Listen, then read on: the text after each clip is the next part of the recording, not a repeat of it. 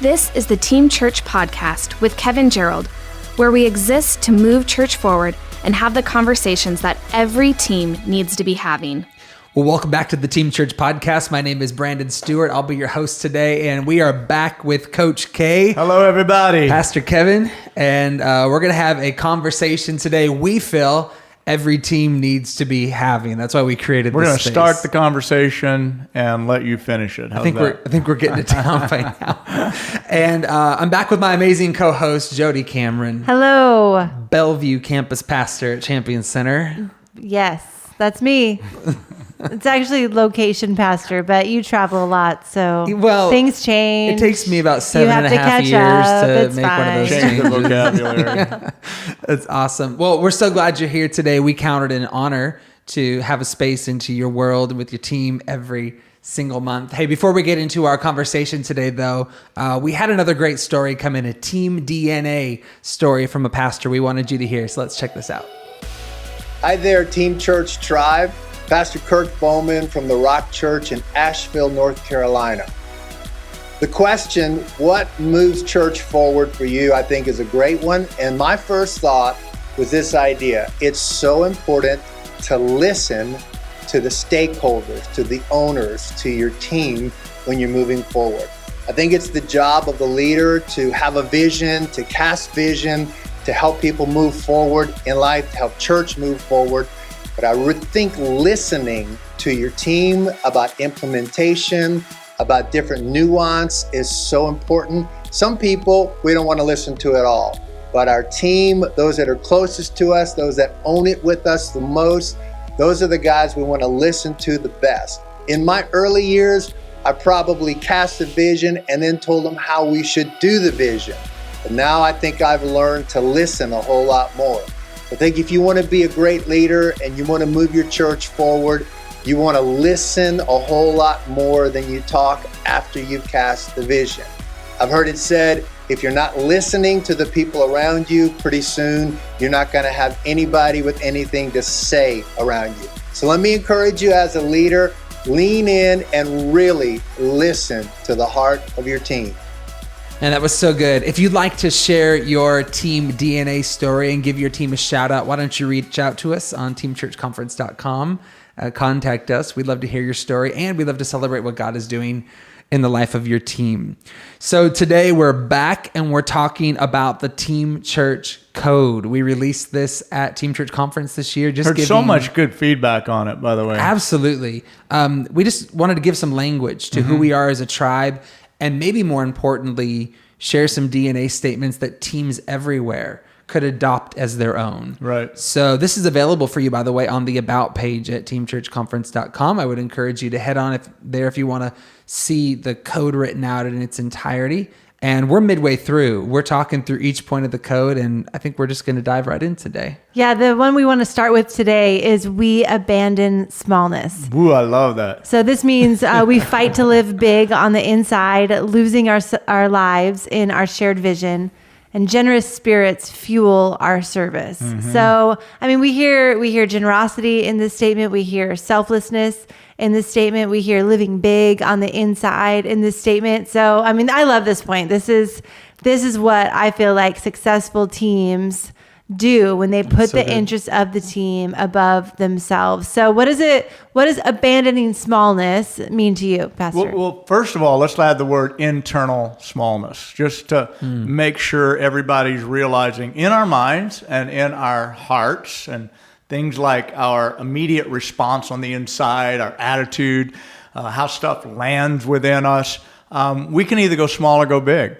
And so the encouragement is, abandon the small direction, abandon the small way of thinking, and just keep on going bigger. Just so if you have a situation where you suddenly feel envy or jealousy or some sort of strife, That's what we're talking about. We're talking about, okay, that's small. That's too small for you. Yep. That doesn't fit well with you. You're bigger than that. And it's kind of like, we say that as parents to our children a lot, right?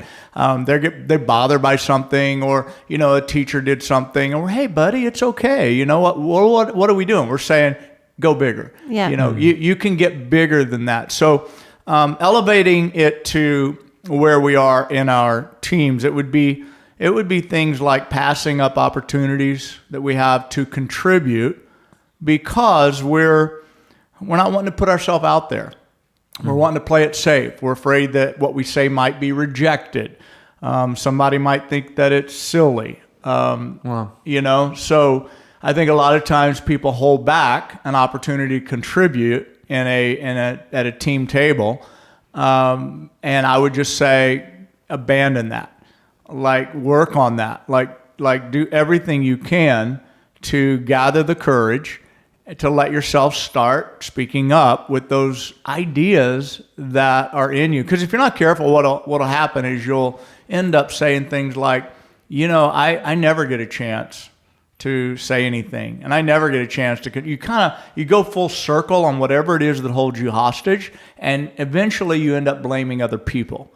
And True. so I would just say there's smallness in us that we can just be honest enough and self-identify, right. Be self-aware, and push ourselves out there. Don't play it safe. Do what I call risk exposure, and just get out there. And it can be, another thing could be assuming the worst about people.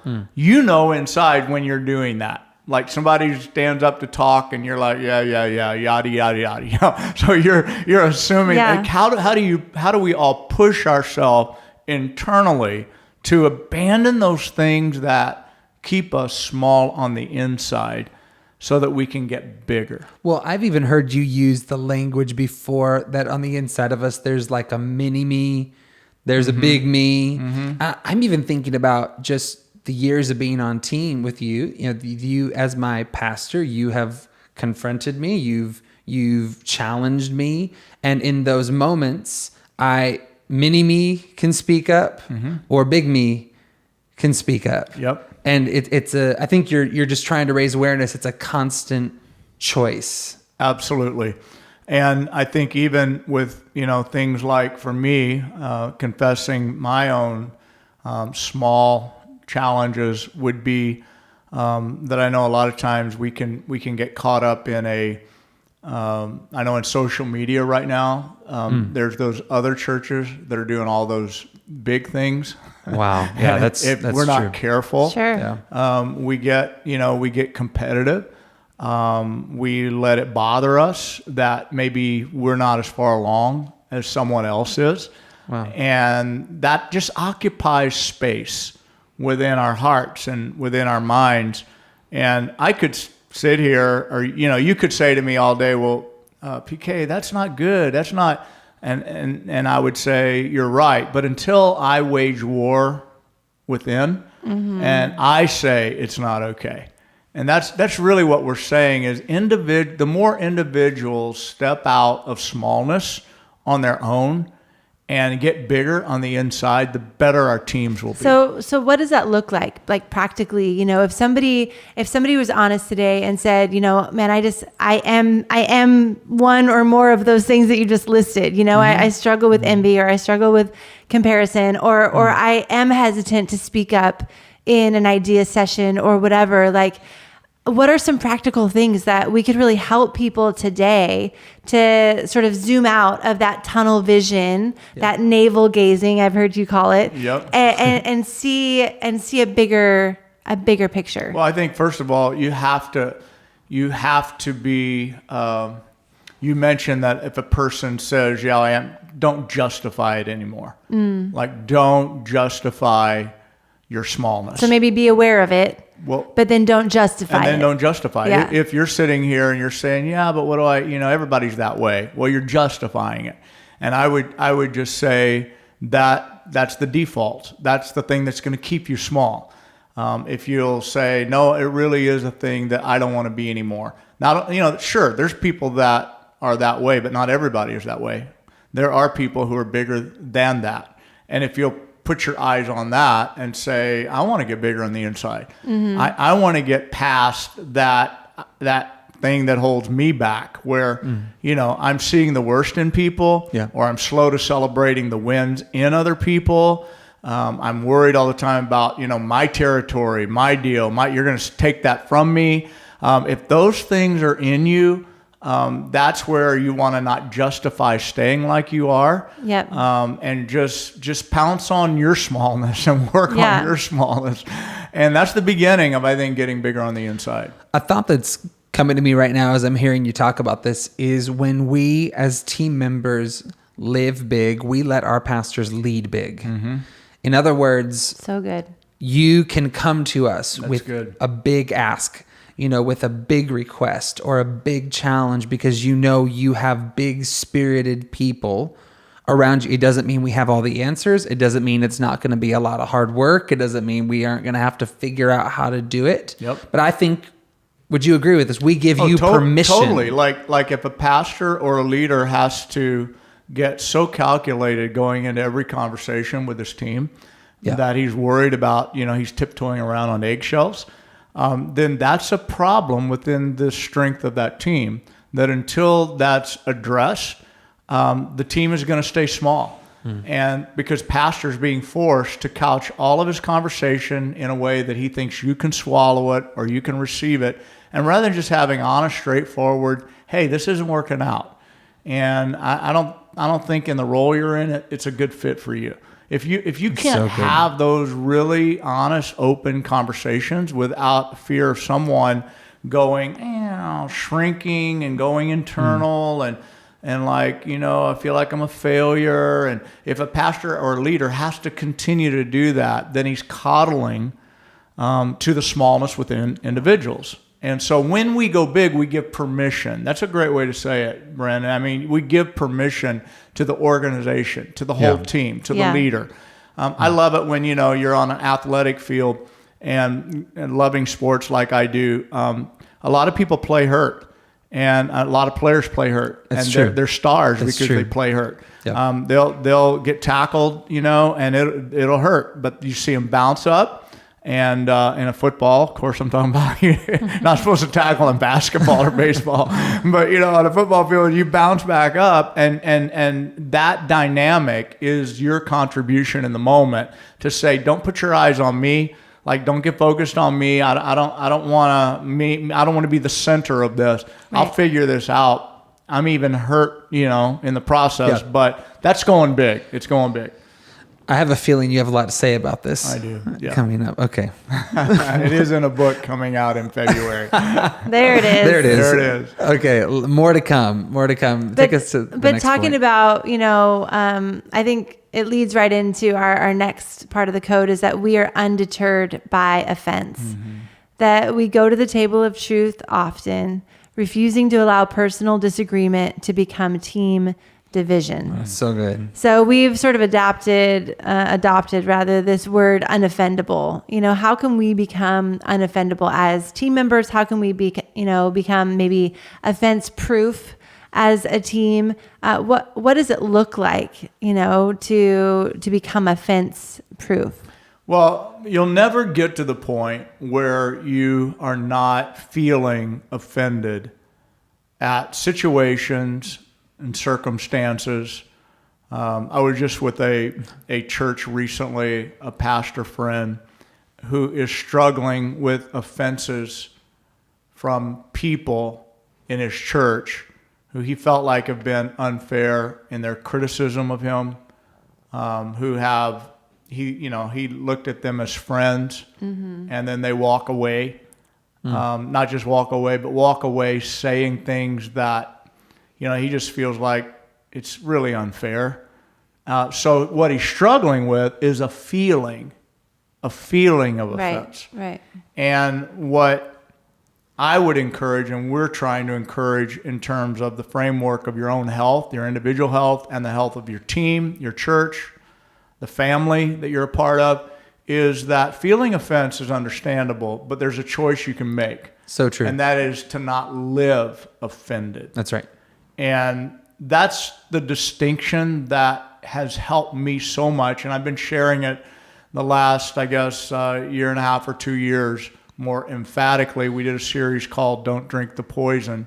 And that series, has now worked its way into the fabric of our team dialogues and conversations that we have. because it's natural to feel offenses for all of us at one point or another, and actually probably more often than not. Wow. But it's the taking it into your heart part that you can guard your heart. Yeah. And you can do the diligence of keeping yourself from drinking the poison of offense. And because I think a lot of people have heard, being offended is like drinking the poison and expecting the other person to die. Right. And that's kind of where that idea came from. Don't drink the poison, right? But what I loved about that series and this whole idea of being undeterred by offense is that what you're saying, we are all served a cup of offense, sometimes daily, most of the time. We all have the option because we all have a beautiful, gleaming, compelling cup of offense right in front of us. But it's up to us to pour it out on the ground instead of drinking it. Yeah. Right.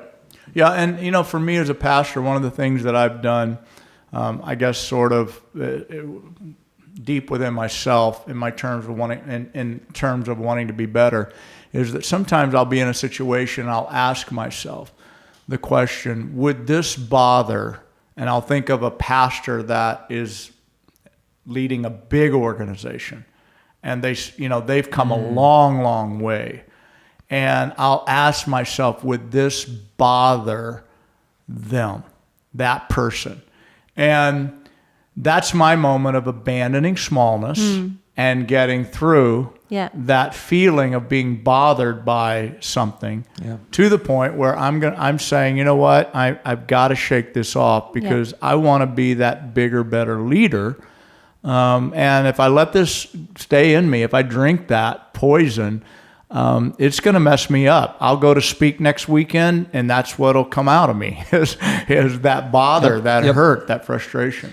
Well, and one more point we'll make on this is there's this wording tucked into this point that I want to point out, the table of truth. You taught this to our church, and we tucked this into the code.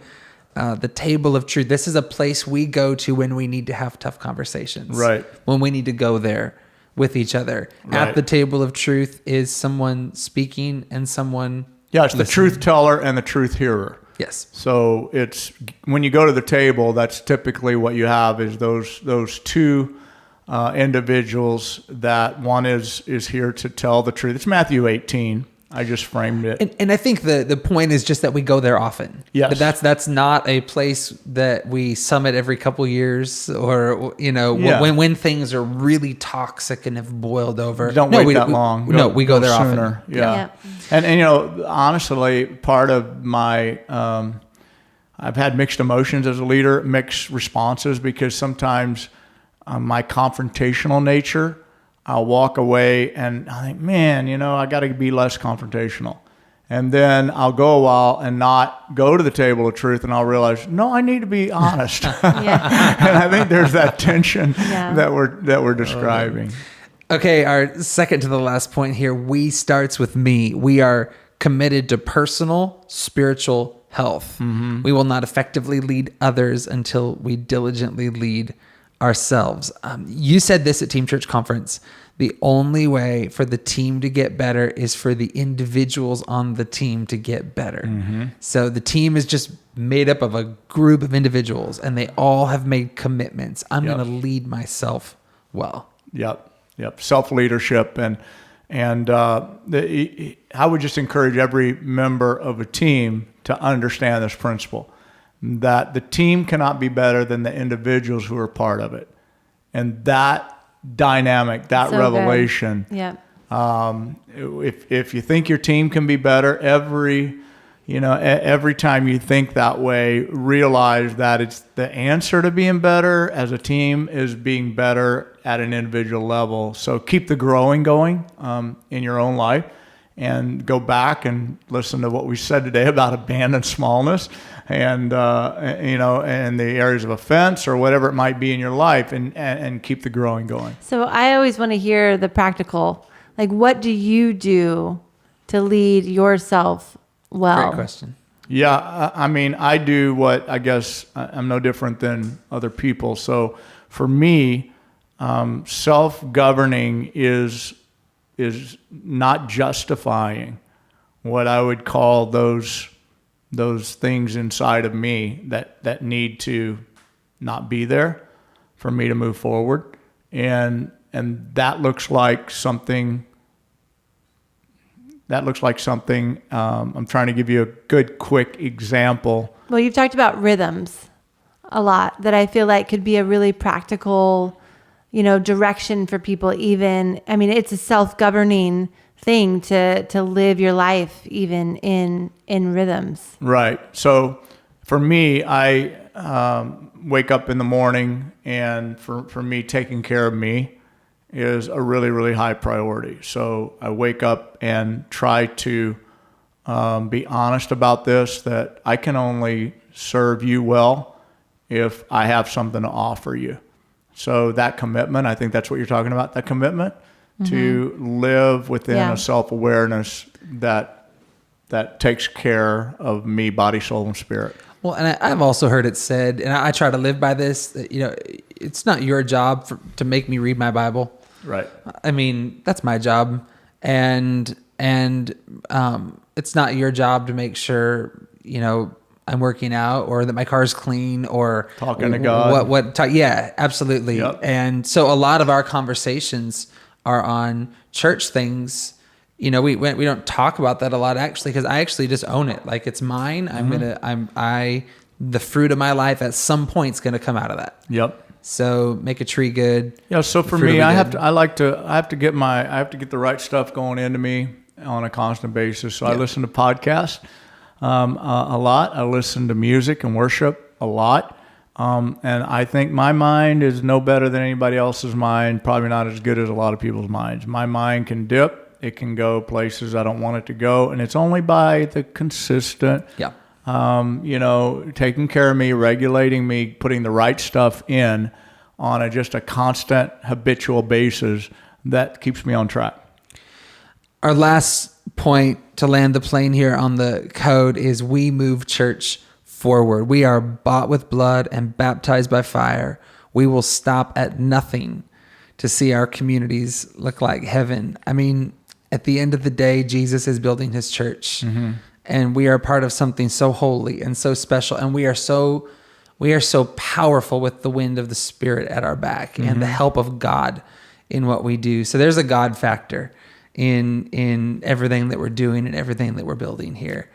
And there's a relentlessness in that I think we tried to capture here in the code. Yeah, and I think everybody that's listening today would say, well, I don't want the church to go backwards. I don't want the church to go down. I don't want...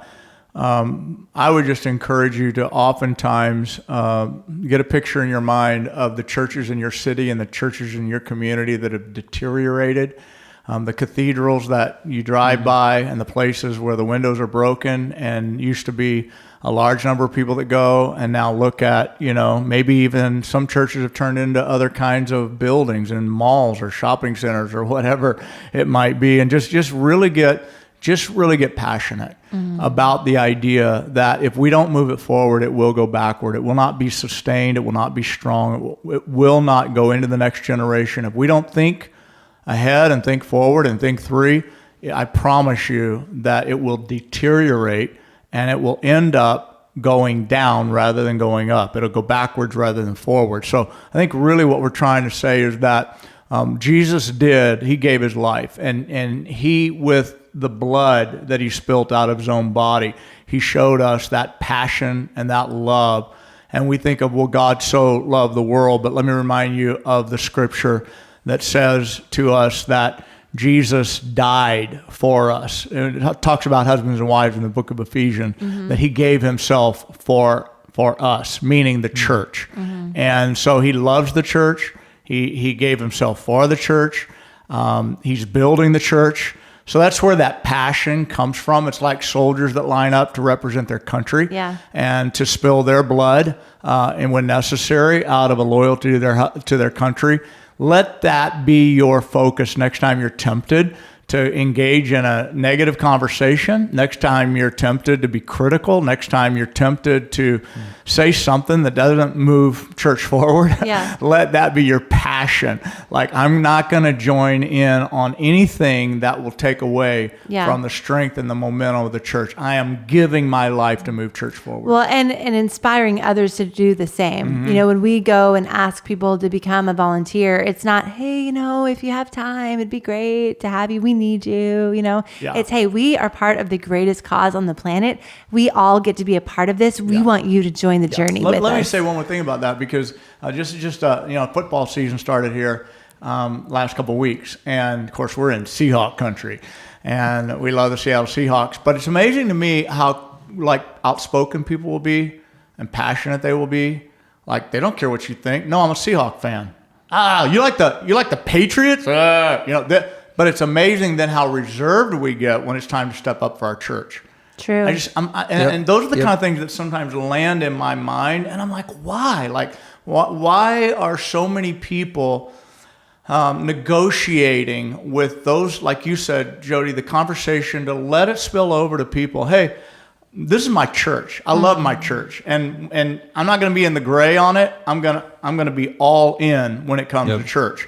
Like, just to comment, tell friends, tell people that are less committed, rather than saying, well, I don't want to hurt their feelings. You don't do that with football. Why do it? You know, why do it? Why do we get reluctant when it comes to champion the church? So I'm getting a little passionate here, but I would just like to persuade or encourage somebody who today is not showing that kind of passion to just realize that the only way we're going to move church forward is if we have a passion to move church forward and champion the church. You're preaching on a Tuesday morning here. I love it. And I'm so glad that we have this code now that lives in our tribe. We're not leaving this thing. It's going to stay in the mix. And I hope for every leader, every pastor watching this today, listening to this today, use this code, make it your own. Let these statements find their way into the team. You can find the code on our website, and we would just count it an honor to share that DNA with you. We are God's church. We are on the same team, and we believe in you so deeply. So I hope this conversation has helped today. In fact, we'd love if you would take this conversation now and continue it with your team. Get some time on the schedule.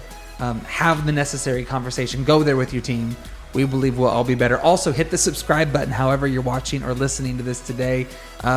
Plan to join us every month, first Tuesday of the month, when we release a new episode. Also, plan to join us at an upcoming Team Church event. We'd love to have you in the mix. Until then, let's move church forward together. We love you, Team Church. God bless you. This has been the Team Church Podcast with Kevin Gerald. For more information on conferences and events, check out teamchurchconference.com.